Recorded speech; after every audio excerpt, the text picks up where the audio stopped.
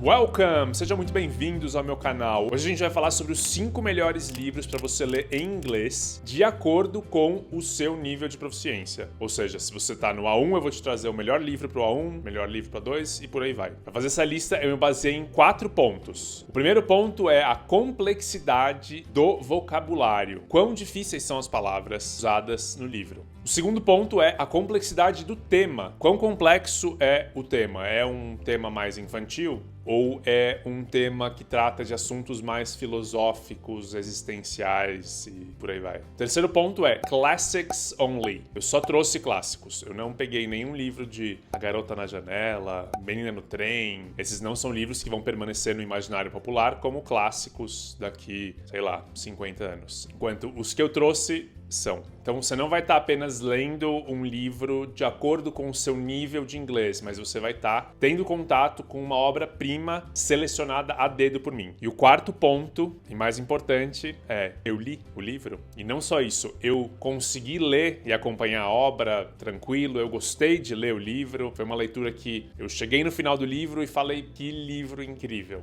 Todos os livros que eu trouxe eu li e eu gostei muito. Então vamos para o primeiro livro da nossa lista, que é um livro recomendado para um iniciante ler, ou seja, um nível A1. O livro que eu recomendo é Charlotte's Web. Acho que em português seria Teia de Charlotte, algo assim. Esse é um dos livros mais famosos, acho que toda pré-escola americana você tem esse livro para ler, então ele é um clássico obrigatório. E não é só um livro para criancinha. É tido como um livro infantil, mas não é muito infantil não. Ele tem temas que são bem profundos, então ele trata de amizade num nível profundo, ele trata de sacrifício, então é um livro que tem muito a ensinar, então é um conteúdo muito bacana, uma história gostosa de ler e tem um vocabulário bem acessível. De forma rápida, esse livro conta a história de 2 amigos meio improváveis, que é um porquinho e uma aranha, que vivem numa fazenda. Esse porquinho tá para ser sacrificado, e aí a aranha ela vai tentar dar um jeito de salvar esse porquinho. Essa é a plot principal do livro. Só um detalhe, a Charlotte, que é o nome da aranha, ela é, até hoje, um ícone no aprendizado infantil americano. Então ela traz lições de amizade, generosidade, é um livro muito bacana. Vamos para o segundo livro da nossa lista, que é para alunos A2, ou seja, seria um pré-intermediário, mais ou menos isso. O livro que eu indico é Treasure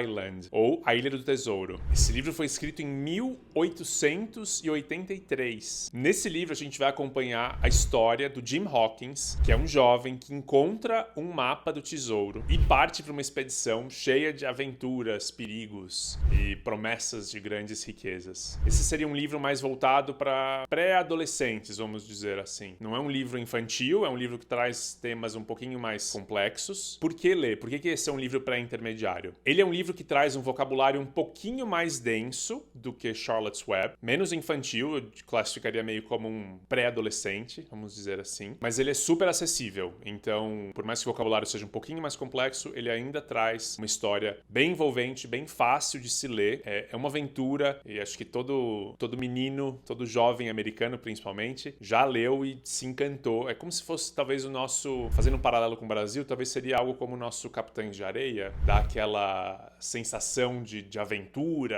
é muito bacana. É um livro que eu adorei e eu super recomendo para qualquer idade, tá? Não é só, você não precisa ser criança para ler. Uma curiosidade desse livro é que ele popularizou aquele X, sabe o X do tesouro, a marca do tesouro? Então, esse é o livro que traz essa ideia para o nosso imaginário popular. Antes desse livro, a gente não tinha essa ideia de que o X indica o tesouro. E também o pirata com a perna de pau. Essa é outra figura que esse livro apresenta. Então, antes disso, não tinha o pirata com a perna de pau. Vamos para o terceiro livro, que é indicado para alunos B1, que seria um intermediário. E o livro que eu coloco é The Adventures of Tom Sawyer. Parece que eu estou trazendo o livro de aventura, né? Infantil. Só que esse não tem nada de infantil. As aventuras de Tom Sawyer não é infantil. Esse livro ele foi escrito em 1876 e ele acompanha as aventuras do do jovem Tom Sawyer, que é um garoto, vamos dizer, travesso, que está sempre tentando buscar formas de escapar das responsabilidades dele. Esse livro é bem legal, ele é bem dinâmico, ele trata sobre temas como amizade e o espírito aventureiro da juventude. Por que que ele é um B1? Então, esse livro ele tem já uma complexidade um pouquinho maior das palavras, até um pouco por retratar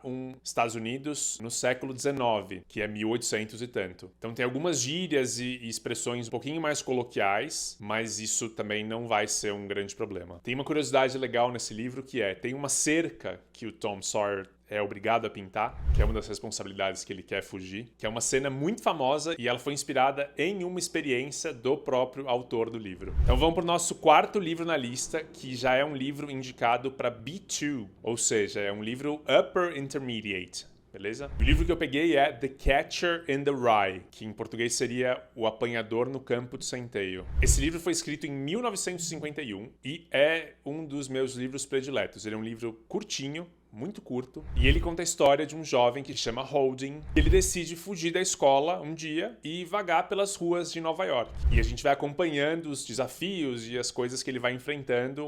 É um garoto, se eu não me engano ele tem 13, 14 anos, mas é um garoto solto pelas ruas de Nova York. É um rebelde sem causa, vamos dizer. Mas é extremamente interessante. O vocabulário é um pouquinho mais complexo só do que Tom Sawyer, talvez seja na mesma linha, só que o tema que o Apanhador no Campo de Centeio traz, ele é um tema um pouquinho mais profundo. A narrativa ela aborda temas como alienação e um desejo de proteger a infância. É muito interessante, é um livro excepcional, ele é super curto de se ler e é outro clássico entre os jovens americanos. Então, muito disso pelo tom de rebeldia e cinismo do Holding. Por mais que tenha sido escrito em 1951, é uma linguagem extremamente atual e é um livro que você ri. Em diversas partes do livro eu me peguei rindo e me identificando com o Holding em diversas situações. O quinto e último livro é um dos meus livros prediletos, que não é um livro escrito por um autor inglês, mas por um autor russo, que pode parecer complexo a uma primeira vista, que é Dostoiévski. Quando você pega o livro para ler, ele não tem a complexidade que você esperaria que ele tivesse. O livro é Os Irmãos Karamazov. Esse é um livro indicado para C1, C2, porque ele trata muito mais pela dificuldade e a complexidade do tema tratado, que é um tema muito mais filosófico, do que por conta do vocabulário.